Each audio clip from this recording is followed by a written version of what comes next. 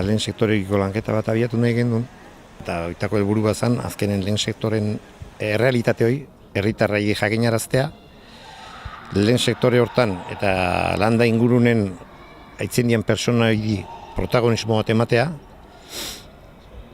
pertsonain aktibitateak herrin garapen soziala eta ekonomikon eitzen ekarpenari aitormen bat eitea, eta gero azkeneko helburu zan herritarren sensibilizazio gaiarekiko areagotzea.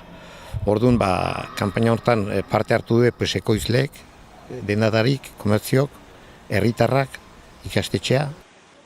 Udalak bazu nahia lehenengo sektorean inguruko lanketa eiteko, zegoeretan zegoen jakiteko, zertzan ekoizten zena herrian, baino helburua zen ez aztertzea sektorea modu aislatu baten, baizik eta herriarekiko zubi horiek eraikitzea zen helburua. Eta orduan ikusi genuen zubi horiek eraikitzeko modurikan onena edo zuzenena elikagaietan begirada jartzea zala. Eta horregatik elikadura-katea jarri genuen erdigunean edo. Eta elikadura-kate hortan juntatzen dira bai ekoizleak, bai merkatariak eta bai kontsumitzaileak, herritarrak dianak. Eta plangintza horren emaitza izan da pixka bat, gaurtikan aurrera egongo dira bertako produktuak identifikatuta herriko dendetan. Horregatik kanpaina honi bertakoa bertatik deitu diogu, ez? Eta aldi beren bisibilizatu nahi genulako esku horri batzu banatuko dira herritarren buzoietan, egutegi bat egongo da bertako garaiko produktuak zer dan azalduko duna, baina aldi berean bertako produktuak kontsumitzak atzean zer daukan, ez? Bai lanean ari dian duintasuna, bai ingurumena, bai paisaia, bai herri ekonomia, kultura, ez? Eta orduan guzti hori balioan jartzea. Eta aldi berean, izango litzateke nolabait gaur eguneko egoerari edo erantzungo liokena eta hori impulsatzea etorriko litzatekena, baino etorkizunean ere lan aitea helburuetako bat izan da, eta orduan ikastolakin ere lanketa eginda.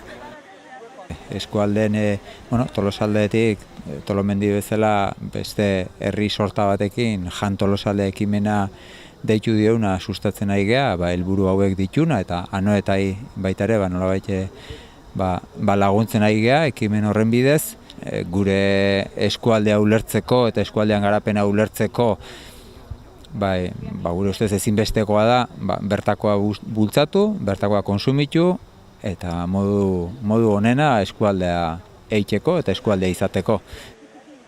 Pentsatzen dut gure lana, gure lanantzako lana egiten deula pixka bat gure produktuak eta nolabait saltzeko. Gure ingurun balima da asko zobe gutzeko ere, eta pentsatzen dut aurrea begira ikusita denantzako onura dala, ez? Olako kanpainak egitea. Guk dendaldetikan bai ikusten du, jendei aukera bat eman, hemen bertako produktua erosi ahal izateko, aparte, jendek asko baloratzeu, jendek eskertu itzen du gaina, ez, aukera bat eman nahi du dendaldetik ende bai, nahi duen jendiak erosi ahal izateko, produktu hori ez eitzen, eta gaina, era horretan gaina, jendei de bertako baserritarrit emati aukerare bai, beraien lurrak pixkat landu, eta beraien produktuak bai pixkat saldu ahal izateko aukeroi, eta era horretan danok irabazteu, bai baserritarrak, jendeak, dendarik danok, ez?